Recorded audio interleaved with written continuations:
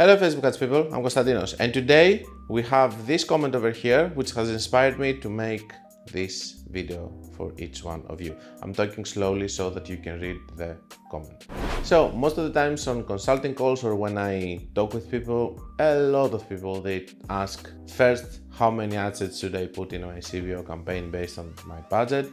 And the second is, when should I close my ads? It's almost impossible for me to create a video with screen sharing showing you because the cases are so many and so different. This is why I'm trying to teach you in the channel how to analyze the situation. For example, the fact that an Advanced Plus campaign is having a dominant ad and we should optimize based on that by seeing the dominant ad.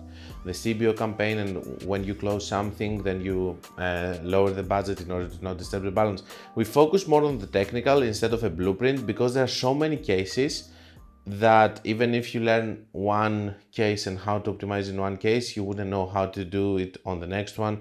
And of course, when you are going to work even in the same ad account, you will find a lot of different cases of you wouldn't know if you have to close it or not. So the only way for you to know how to close it is to understand in the technical level what you're doing and not just following a blueprint. For example, if the cost per purchase goes to 30, then close it. This is why I also don't like the automated rules, because I believe that we should take decisions based on what I see, our experience, and based on understanding the platform. I'm not saying that ad accounts cannot work with automated rules if someone who understands technical is going to fix them. I'm just saying that I just don't like this idea of following a blueprint. It can be a different case each time. For example, what I don't like, for example, and one of the cases that we're going to discuss about today is a stress period of the ads, for example, okay? So you have a campaign working for 8 months and you have a rule that if you drop, if you go above $50 cost per purchase, then close the ad. This is not okay. You will never scale like this, and you should not have rules like this into your ad account, because that means that in this specific case, you're just disregarding the fact that Facebook ads are seasonal. They have good periods, bad periods. I have showed you videos of bad periods and how to overcome them.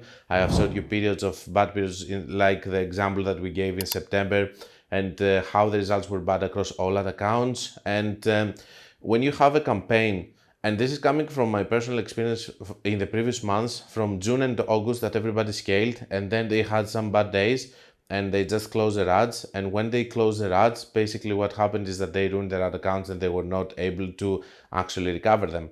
So rule number one, if we want to have some rules, is that when you have a campaign which is operating for a long period of time, 5, 6, 7, 8 months, and it doesn't operate for 7 days, it doesn't mean that just like that it died. And then we start to have questions like, am I saturated? Am I competing with myself?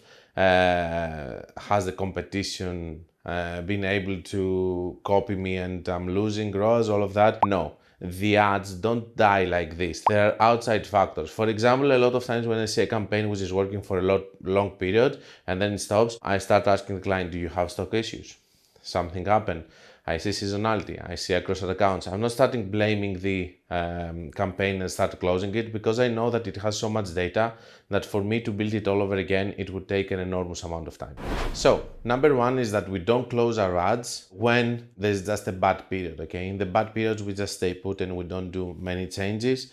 In the good periods, we can optimize, but especially in campaigns that they are here for a very long period of time, we are just more flexible with them and we just leave them for a bigger period of time.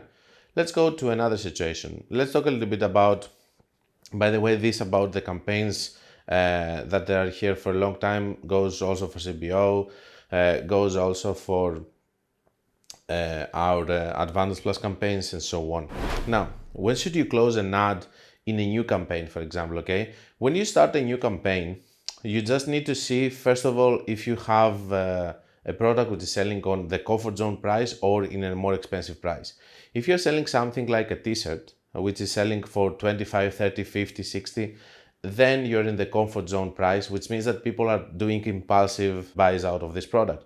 But if you sell a product which is selling with an average order value of 1,000, then instead of optimizing in the second, third day closing ad sets, you have to be more flexible and maybe optimize in the fourth, fifth day. Also, another thing is observing your ad account and seeing when the sales are coming. For example, in some ad accounts, we can see delayed reporting, which is a little bit more than the other ad accounts, and in other ad accounts we can see that the sales are coming immediately. So based on this situation, you need to understand if you want to be a little bit more flexible and give it a little bit more time to your ad sets instead of just closing them or being super strict immediately. So in the question I got in the comments, Nas here is asking about if he has to close one campaign that goes negative right now, but in the lifetime is profitable, which we already explained. And then he asks about one ad set taking 90% of the budget, if this is okay, and closing all the others. So there are two different aspects to it. If it's spending 90% of the budget with profitable ROAS, this is a blessing. This is the best thing that you can do. And it doesn't matter that it's spending in one, it's totally fine because you're getting the results that you want, okay? And it's optimizing in one, especially in Advanced Plus, it's happening all the time. One of the ads, in that case, to take most of the budget. We have explained it in the videos that we say how to optimize an Advanced Plus campaign. But let's say that we have a situation that we have a campaign which is having sales in the dominant ad, but it's having sales also on the others. This is an indication for you that maybe if you have too many of those working, that you have to increase the budget so that you can give them more budget. But if you just have one or two of them working, you never increase the budget. A lot of times I'm saying that I don't increase the budget in CBO campaigns because I'm afraid of you doing things that you shouldn't do. But I must tell you that if I go in a CBO campaign with 10 assets and all of the 10 assets, they have a sale over there, I'm going to increase the budget on the CBO campaign.